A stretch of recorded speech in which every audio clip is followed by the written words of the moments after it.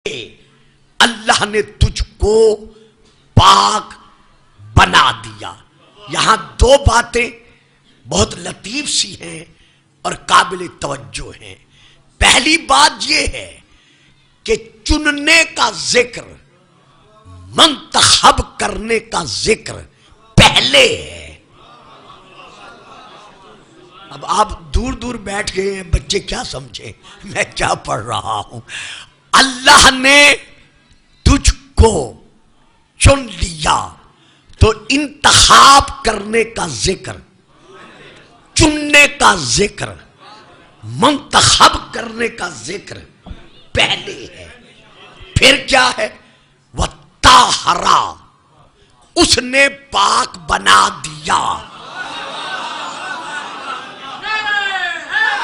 جی سلامت رہو، اتنی مشکل بات کو لے لیا.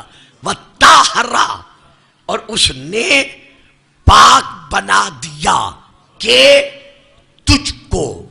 پہلے ہے چن لیا، پھر ہے پاک بنا دیا، تاکہ قیامت تک کے لیے مسئلہ حل ہو جائے کہ پاکیزہ خاتون صرف اور صرف وہی ہو سکتی ہے جو اللہ کی چنی ہوئی ہے.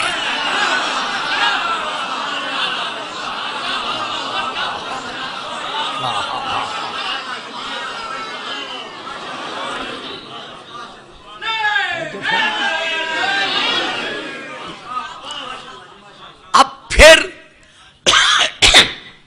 اسی کے ترجمے کی طرف میں دوبارہ توجہ چاہتا ہوں. اللہ نے تجھ کو چن لیا اور اللہ نے تجھے پاک و پاکیزہ بنا دیا. دونوں صیغے ماضی کے ہیں، ان میں حال کا صیغہ یا استقبال کا صیغہ، مضارع کا صیغہ نہیں ہے. یعنی اللہ یہ نہیں کہہ رہا کہ اللہ تجھے چنے گا،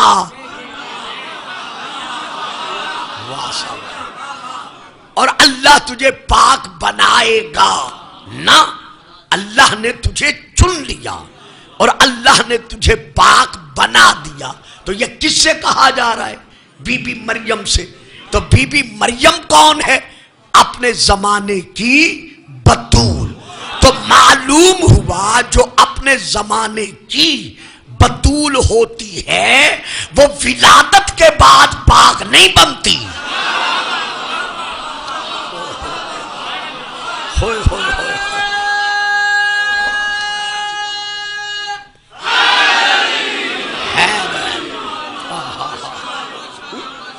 بڑی مہربانی صاحب. جو اپنے زمانے کی بتول ہوتی ہے وہ اس عالم میں آ کر پاک نہیں بنتی، بلکہ وہ اللہ کی نگاہ انتخاب میں منتخب شدہ بھی ہوتی ہے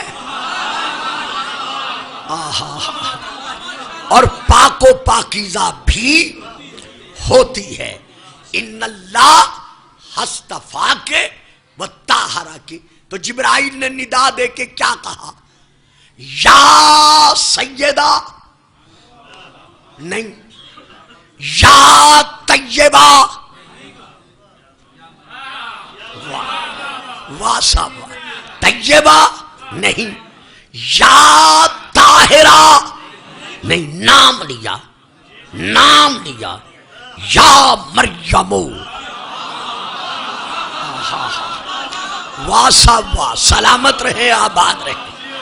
یا مریمو، اے مریم. یہ میرے بزرگ جانتے ہیں، عزیز بچے بھی واقف ہیں. 40 مقامات پر پورے قرآن میں بی بی مریم کا ذکر ہے، اور ایک پوری سورت اللہ نے بی بی مریم کے نام کے ساتھ منسوب کر دی ہے. یعنی اس کا نام ہی رکھ دیا ہے مریم. جس طرح سورہ محمد، سورہ ابراہیم، اسی طرح اس کا نام رکھ دیا سورہ مریم.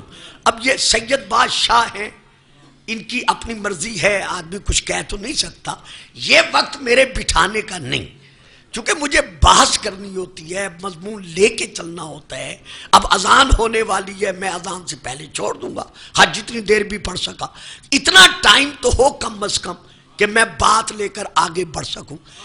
خدا یہ تو زندگی دراز کرے میرے بھائی محترم مکرم بھائی جناب غلام عباس شاہ صاحب کی جو لہن داؤدی سدا بہار طور پر رکھتے ہیں کہ انہوں نے یہ وقت مجھے اپنے وقت سے دے دیا، کیونکہ میں نے ان سے شہادت سنی ہوئی ہے، ابھی انہوں نے بہت پڑھنی تھی لیکن انہوں نے مہربانی کرتے ہوئے یہ وقت دے دیا، ورنہ انہوں نے تو وقت رکھا ہی نہیں۔ درود پڑھیے گا، سلام۔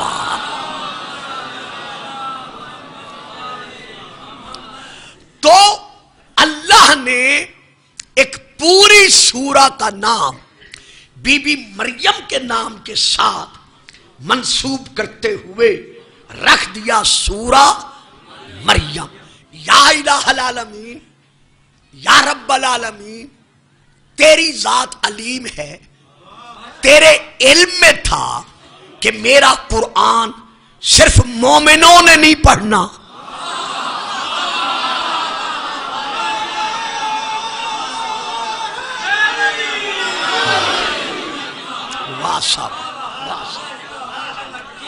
میرے اللہ تیری ذات علیم ہے، تیرے علم میں تھا کہ میرا قرآن جو میرے محبوب کی نبوت اور رسالت منوانے کا دائمی معجزہ ہے، جو اصول انسانیت کی مکمل کتاب ہے،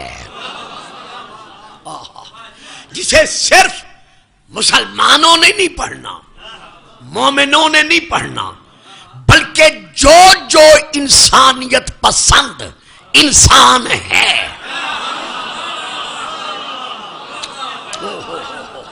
بیٹا آرام سے بیٹھو، آرام سے بیٹھو۔ جو جو انسانیت پسند انسان ہے وہ اصول زندگی لینے کی خاطر وہ میرا قرآن پڑھتا رہے گا۔ تو اب تیرا قرآن یہودی بھی پڑھتے ہیں، نصرانی بھی پڑھتے ہیں، مشرک بھی پڑھتے ہیں، کافر بھی پڑھتے ہیں۔ ایک فکرہ دے رہا ہوں جس پر رکوں گا نہیں، جن کی زبان نجس ہے وہ بھی پڑھتے ہیں، جن کی فکر نجس ہے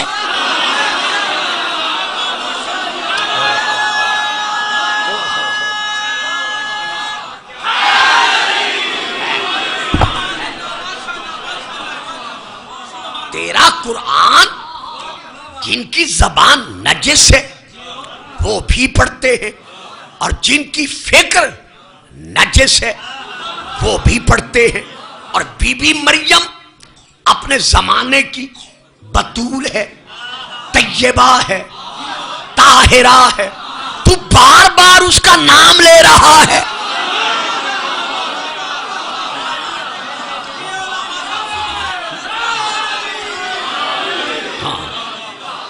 دیکھیے نا صاحبان، اکثر ان عزیز نوجوانوں پر، شیعہ سنی مسلمان بچوں پر یہ اعتراض کر کے کہا جاتا ہے کہ دیکھو جی نعت خاں مولود خاں جب منبر پر کھڑے ہوتے ہیں تو رسول پاک کی والدہ ماجدہ حضرت بی بی سیدہ آمنہ سلام اللہ علیہا کا بار بار مجمع عام میں نام لیتے ہیں۔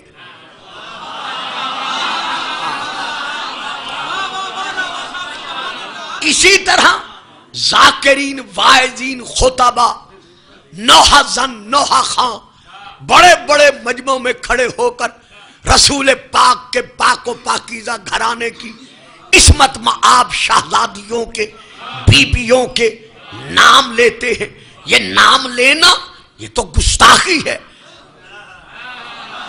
یہ نام لینا۔ آ جاؤ بچوں، آگے آ جاؤ، آ جاؤ، اٹھو وہاں سے، اے یہاں آؤ بچوں کی جگہ پر آ جاؤ، شاباش شاباش۔ یہ نام لینا بیبیوں کے یہ تو گستاخی ہے، یہ تو بدعت ہے، یہ نام نہیں لینے چاہیے۔ اب بیچارہ بچہ جس کی قرآن پر نظر نہیں ہے، جو تاریخ و حدیث سے